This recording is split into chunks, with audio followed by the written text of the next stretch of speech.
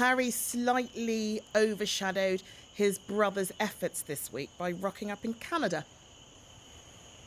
So there was an announcement earlier this week that Prince Harry was going to travel to Canada for a couple of days in support of the Canadian Armed Forces and their veteran community. We know that's something, Harry has done a lot of work in this sphere all around the world, so that's not unusual.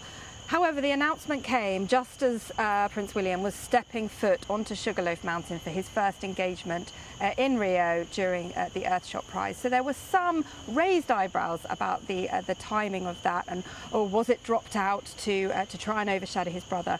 We have asked Prince Harry's team why they chose that timing. They said that this has been something that's been in the works for about a year, and they had no choice basically over the timing of it, and that they did consult and give Buckingham Palace and Royal Communications a heads up in advance of putting out their operational notes about Harry's engagements.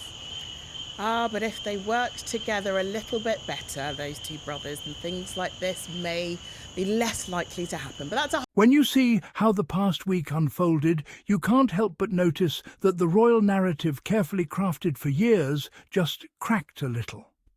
And of all people, it was ITV's own royal correspondents, Chris and Lizzie, who pointed it out loud and clear. Harry, they said, overshadowed his brother's efforts this week. Let that sink in for a moment. The once spare, now independent Duke of Sussex has been thriving on his own merit, while the so-called future king was struggling to hold public attention. Now, this isn't coming from Sussex fans online or from Harry and Meghan supporters. This is ITV, the very network that has long maintained a royal-friendly tone, openly acknowledging that Harry is outshining William. Here's what happened.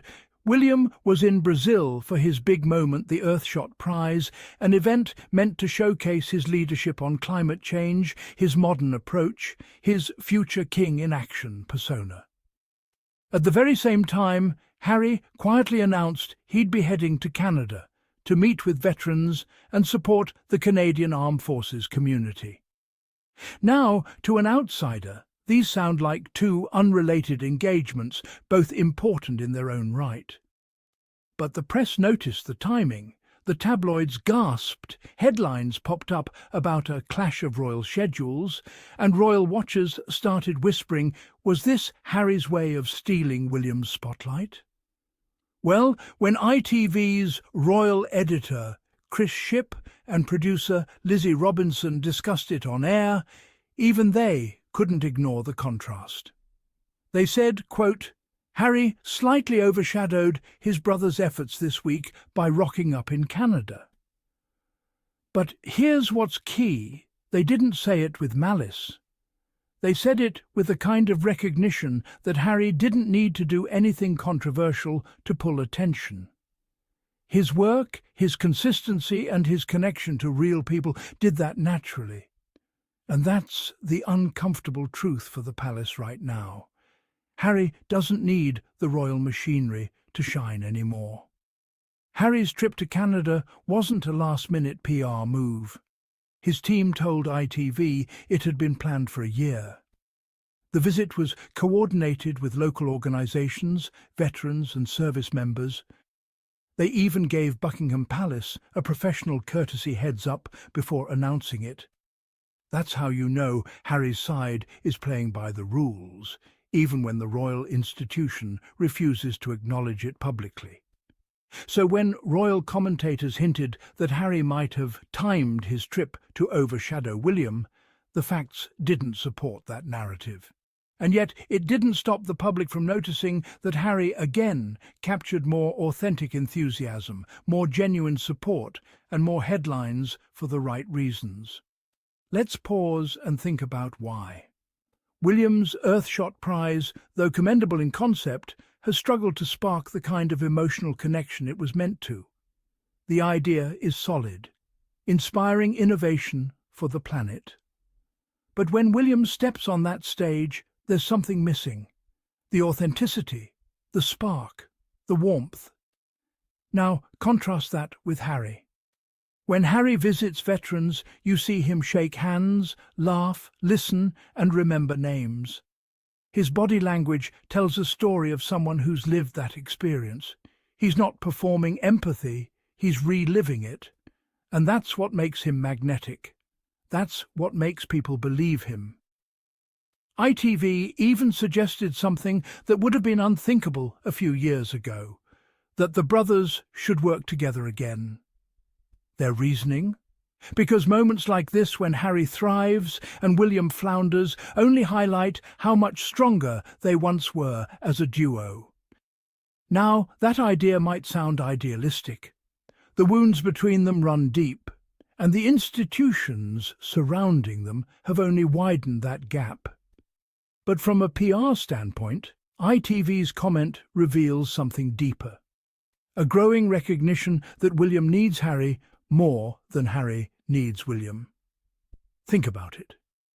When was the last time the world stopped to talk about a William project without mentioning Harry or Meghan? Even Earthshot, meant to stand on its own, was instantly overshadowed by Harry's work across the Atlantic. Meanwhile, Harry's projects, whether Invictus, Travelist, or his Canadian veteran initiatives, can stand completely independent of the royal brand. He's built an identity that doesn't rely on a crown, a title, or a palace balcony. And that's what the establishment fears most. It's also worth noting the difference in how the media covered the two events. William's Earthshot trip was framed around royal glamour, star-studded guests, and sustainability speeches. It felt polished but distant.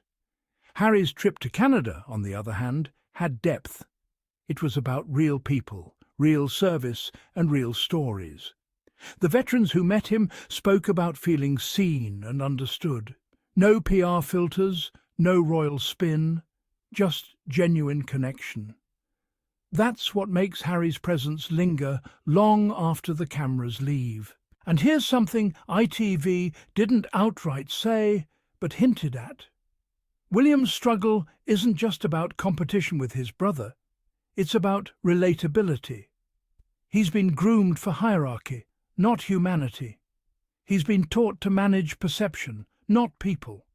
Harry, in contrast, has built his success on empathy, vulnerability, and consistency. When William's engagements end, people talk about the optics. When Harry's end, people talk about the impact. And that difference can't be fixed by PR consultants or speechwriters. But let's circle back to ITV's rather bold remark.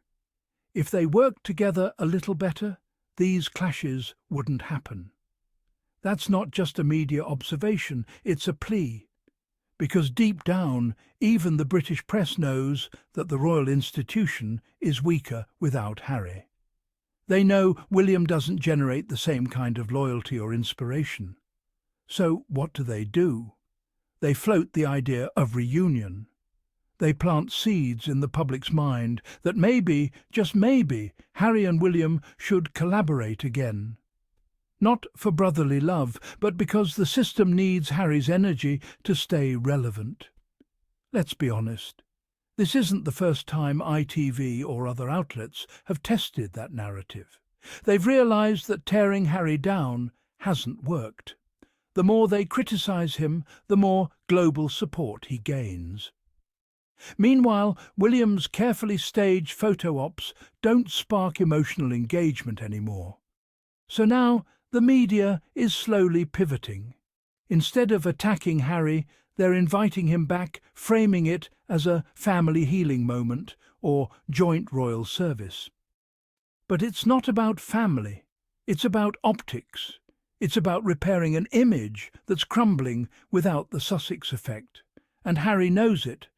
That's why his team continues to focus on tangible, meaningful initiatives while staying above the royal noise. Look at the Canadian trip again. He didn't just show up for photos. He attended roundtables, spoke to wounded veterans, discussed mental health support, and strengthened military partnerships. This is long-term, measurable impact. No wonder ITV journalists, usually reserved, had to admit he overshadowed his brother. They saw the authenticity firsthand. What's ironic is that this dynamic was visible even back in their royal years. During joint tours, reporters often noticed that crowds gravitated toward Harry. He was approachable, funny, unscripted. William was more formal, more rehearsed. That's not a flaw in William's character, it's a reflection of their different upbringings and expectations. But in today's media landscape, authenticity wins every time. That's why Harry continues to thrive, while William struggles to connect. Now, imagine being in William's shoes for a moment. You're in Brazil at an international summit, trying to sell your vision for Earthshot. Cameras are rolling, speeches are pre-approved, everything is staged perfectly. And then, halfway across the world, your brother, who left the royal system, is meeting veterans, shaking hands, and trending globally for doing what he's always done best.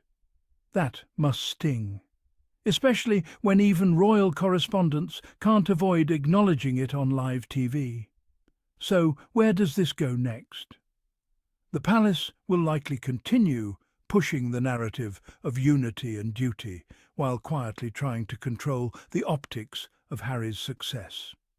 But there's no stopping momentum once authenticity takes root. Harry doesn't need to return to the royal fold to make an impact. He already is. Through his actions, his leadership, and his credibility, he's showing what modern service looks like, something the royal family once promised, but rarely delivers. So when ITV says, "If only the brothers worked together again," it's less a wish and more an admission. The monarchy needs Harry's relevance. Because for all the pomp and pageantry, all the PR strategy and press alliances, none of it replaces public trust. And Harry, despite the years of smear campaigns, still has that. William, unfortunately, doesn't. And that brings us full circle. Harry overshadowing William wasn't about competition. It was about contrast between sincerity and performance, between lived experience and curated image. It was the world seeing, once again, who connects with people from the heart, and who's trying to follow a manual written generations ago. So yes, ITV may have just said it out loud. Harry thrives, William flops. And now the establishment is left wondering how to bring back the very man they once tried to erase. Because as the headlines fade and the truth remains, one thing is undeniable. Prince Harry doesn't need the crown to command the crowd. The people have already crowned him with something far more powerful: credibility. And that, my friends, is something no palace press office can manufacture.